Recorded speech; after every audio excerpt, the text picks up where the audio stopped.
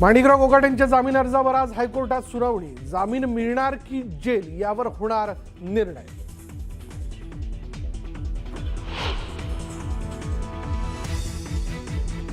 कोकाटेंवर लीलावती रुग्णालयात coronary angioplasty करण्यात येणार। चाचणीच्या अहवालानंतरच डिस्चार्ज की नाही याचा निर्णय।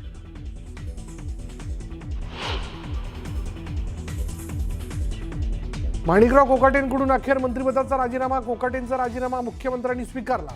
पुढील कार्यवाहीसाठी राज्यपालांकडे पाठवला राजीनामा।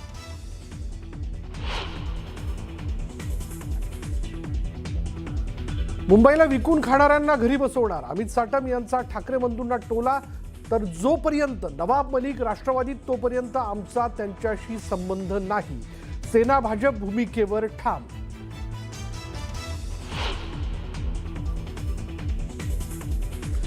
पंढरपूरमधील विठ्ठलाच्या चरणांची झीज। विठ्ठलाच्या चरणावर वज्रलेप करण्याची गरज। शासनाच्या विधी आणि न्याय विभागाकडून परवानगी न मिळाल्यानं वज्रलेप रखडला।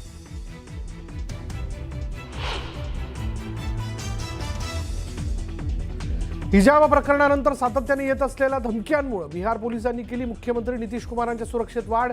एमआयएम नेता जलील यांनीही दिली धमकी।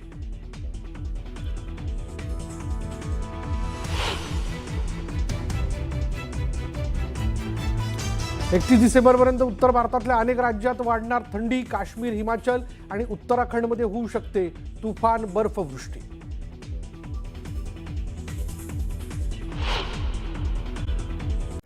क्रीडा मंत्री कोकाटेंच्या गच्छंतीची पटकथा लिहिली जात असताना माजी मंत्री धनंजय मुंडेंनी दिल्लीत गाठीभेटी सुरू केल्या। त्यामुळे धनंजय मुंडेंच्या मंत्रिमंडळातील कमबॅकची चर्चा सुरू झाली आहे। लागलीच त्याला विरोधकांनी विरोध सुरू केला, पण दिल्लीतली ती भेट मंत्रिपदासाठी नाही तर भाजप प्रवेशासाठी असल्याची चर्चा सुरू झाली आहे।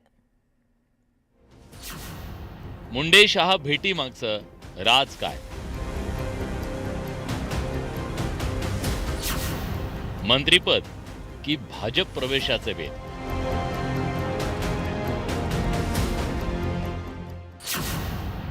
धनंजय मुंडेंच्या मनात काय?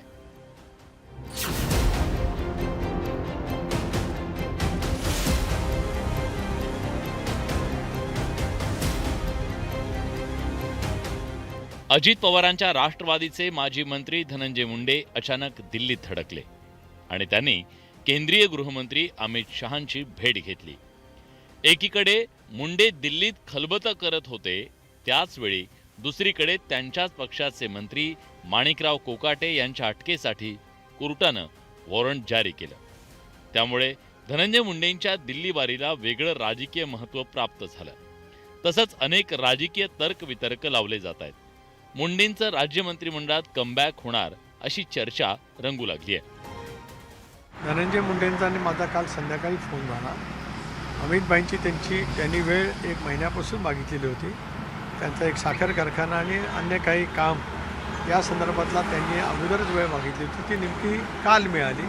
त्याच्यामुळे माणिकरांच्या बाबतीमध्ये कन्व्हिक्शनचा निर्णय परवा आणि काल भेट हा निवड योगायोग आहे। यापेक्षा त्याच्यामध्ये काय आहे असं मी काय त्या ठिकाणी मानत नाही। आणि मग मला धनंजयनी काय अमितभाईंच्या जवळ त्यांचा विषय होता त्याबाबतीत तपशीलवार चर्चा त्या ठिकाणी सांगितली। धनंजय मुंडेंना काही महिन्यांपूर्वी राज्य मंत्रिमंडळातून पायउतार व्हावं लागलं होतं। मस्साजोगचे सरपंच संतोष देशमुख यांच्या हत्ये प्रकरणात प्रमुख आरोपी असलेला वाल्मिक कराड धनंजय मुंडेंचा निकटवर्तीय। कराडशी असलेल्या घनिष्ठ संबंधांमुळे धनंजय मुंडे विरोधकांच्या निशाण्यावर आले। त्यातून त्यांना मंत्रिपदाचा राजीनामा द्यावा लागला। आता माणिकराव कोकाटे अडचणीत सापडल्यानं धनंजय मुंडे पुन्हा मंत्री होणार अशी चर्चा सुरू झाली आहे। ही चर्चा सुरू असताना विरोधकांनी आणि मराठा समाजाच्या नेत्यांनी धनंजय मुंडेंच्या मंत्रिमंडळातल्या एंट्रीला तीव्र विरोध केलाय। ज्या अमितभाईंकडे आम्ही अधिकाराने न्याय मागायला गेलो संतोष देशमुखांसाठी, त्याच अमितभाईंनी आज जी वेळ धनंजय मुंडेंना दिली ती का दिली असावी असं मनात खूप अस्वस्थ आणि दुःख आहे। हा एक भाग झाला। आणि दुसरा भाग, धनंजय मुंडे असं म्हणाले की मी कामासाठी त्यांना भेटलो। तुम्ही सत्तेमधले आहात, सत्तेमधला आमदाराचं काम जर होत नसेल राज्यामध्ये तर हे चिंताजनक नाही आहे। तुम्ही तुमचं कर्तव्य केले, आता आमची बारी आहे। आम्ही आता ही लढाई महादेव मुंडेंना न्याय मिळालाच पाहिजे आणि संतोष भाऊंनाही न्याय मिळालाच पाहिजे. त्याच्यासाठी कितीही किंमत मोजावी लागली तरी आम्ही या दोन्ही कुटुंबांना न्याय मिळाल्याशिवाय स्वस्थ बसणार नाही. हा संतोष देशमुख आणि त्याच्यामध्ये मुंडे यांचं समर्थन असलेल्या मुंडांच्या टोळ्या सहभागी होत्या. याच कारणासाठी त्यांना मंत्रिपदावरून जावं लागलं ना. मग ते कारण संपलं का? अजूनही वाल्मिक कराड जेलमध्ये आहे, अजूनही खटला संपलेला नाही. अशा वेळेला ज्यांच्यावरती गंभीर स्वरूपाचे आरोप आणि गुन्हे होते अशांना परत मंत्रिमंडळात घेण्याचं पाप फडणवीस करतील असं मला वाटत नाही. विरोधक आणि मराठा संघटनांच्या प्रमुख विरोधामुळे धनंजय मुंडेंच्या मंत्रिमंडळातल्या कमबॅकची वाट खडतर बनली आहे. या पार्श्वभूमीवर धनंजय मुंडेंनी भाजप प्रवेशासाठी तर अमित शहांची भेट घेतली नाही ना, अशी ही चर्चा सुरू झाली आहे. विशेष म्हणजे करुणा मुंडेंनी या संदर्भात मोठा दावा केला.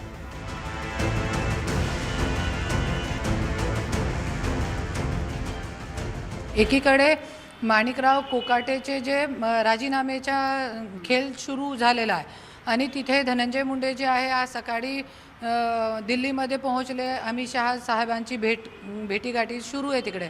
तो BJP जे ड्रायक्लीन मशीन आहे त्याच्यामध्ये जाऊन त्यांना असं वाटते की बहुतेक BJPमध्ये पण जाण्याचा धनंजय मुंडे प्रयत्न करत आहे. धनंजय मुंडे आले ते नंतर मला त्यांनी फोन केला की मी आज दिल्लीला आलेलो आहो, काही दुसऱ्या कामानिमित्त. मी वेळ मागितली होती कारण तेही जुने अमितभाईचे पर्सनली त्यांचे कॉन्टॅक्ट होते, कारण अनेक वर्ष ते BJP मध्येही होते ना. तर त्याच्या काही वेगळा अर्थ लावायचा नाही. मग मला फोन कशासाठी केला असता? आणि शेवटी मंत्री करायचे असेल तर राष्ट्रवादी काँग्रेस पक्षानेच करायचं आहे. धनंजय मुंडे मॉरली त्यांनी राजीनामा दिलेला आहे. त्याच्या काही आज भेटीच्या आणि उद्याच्या मंत्रिमंडळामध्ये समावेशाचा काही संबंध नाही. धनंजय मुंडे मूळचे भाजपचेच, मात्र कौटुंबिक वादानंतर त्यांनी भाजपची साथ सोडत राष्ट्रवादीत प्रवेश केला. पण गेल्या काही दिवसात पंकजा मुंडेंसोबतचं त्यांचं राजकीय वैर संपलं. तसंच मंत्रिपदावरून गच्छंती झाल्यामुळे पक्षानं कठीण काळात आपली साथ दिली नसल्याची त्यांची भावना आहे. या सगळ्या पार्श्वभूमीवर धनंजय मुंडेंनी अमित शहांची घेतलेली भेट नेमकी कशासाठी होती, या भेटीमागील नेमक्या कारणांचा उलगडा येत्या काळात होण्याची शक्यता आहे. Bureau report, news 18 Lokmat. दरम्यान कोकाटे प्रकरणात आतापर्यंत काय काय घडलंय आपण पाहूयात. सदनिका गैरव्यवहार प्रकरणी कोकाट्यांविरोधात अटक वॉरंट जारी करण्यात आलं.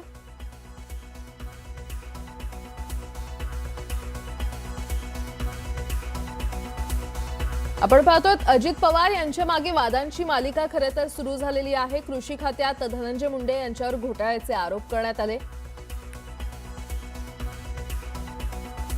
त्यानंतर संतोष देशमुख हत्या प्रकरणात धनंजय मुंडे यांच्यावर टीका करण्यात आली.